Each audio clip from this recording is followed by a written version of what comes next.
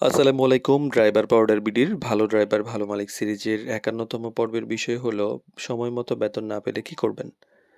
তো ড্রাইভিং চাকরিতে সবচেয়ে গুরুত্বপূর্ণ বিষয়গুলোর মধ্যে একটি হলো সময় মতো বেতন পাওয়া। কারণ বেতনের জন্যই তো সবাই কাজ করি। কিন্তু অনেক সময় দেখা যায় নির্ধারিত সময় পার হয়ে গেলেও অনেক সময় বেতন পাওয়া যায় না। এই অবস্থায় এই পরিস্থিতি কিভাবে সামলাবেন? সেটি একটু জানা দরকার। তো আগে একটু নিশ্চিত হওয়া দরকার যে এটা ভুল বোঝাবুঝি হয়েছে কিনা। অনেক সময় দেখা যায় যে নির্ধারিত তারিখ ছিল, আবার কোনো নির্দিষ্ট কারণে দেরি হচ্ছে কিনা।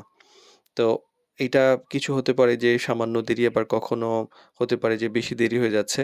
তো কারণটা কি এটা আগে জানা দরকার যে মালিক ভুলে গেল কিনা।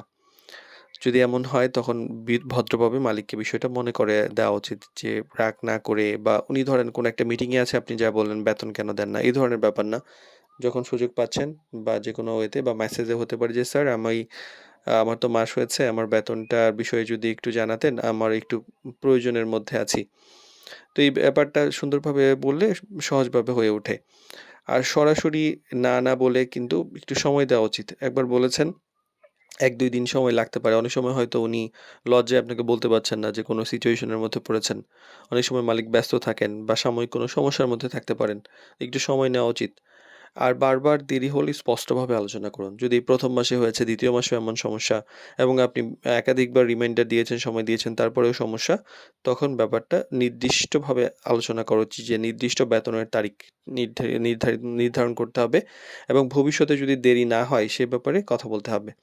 এবং প্রয়োজনে মিডিয়াকে জানানোর একটা ব্যাপার কিন্তু অবশ্যই করবেন। যদি চাকরি মিডিয়ার মাধ্যমে হয়ে থাকে, তাহলে অবশ্যই সরাসরি মিডিয়াকে এই সমস্যার ব্যাপারে জানান। তাহলে ব্যাপারটা আরো সহজ হবে।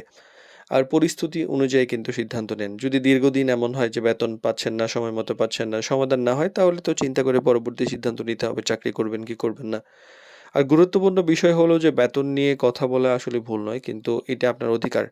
তবে সবসময় যে মূল বিষয়টা হলো ভদ্রতা এবং সম্মান বজায় রেখে কথা বলা। তো বেতন সময় মতে না পেলে ধৈর্য ধরে ভদ্রভাবে এবং পরিষ্কারভাবে বিষয়টি তুলে ধরা সবচেয়ে ভালো উপায়। সঠিকভাবে কথা বললে অনেক সময় অনেক কঠিন সমস্যাও সহজ হয়ে যায়।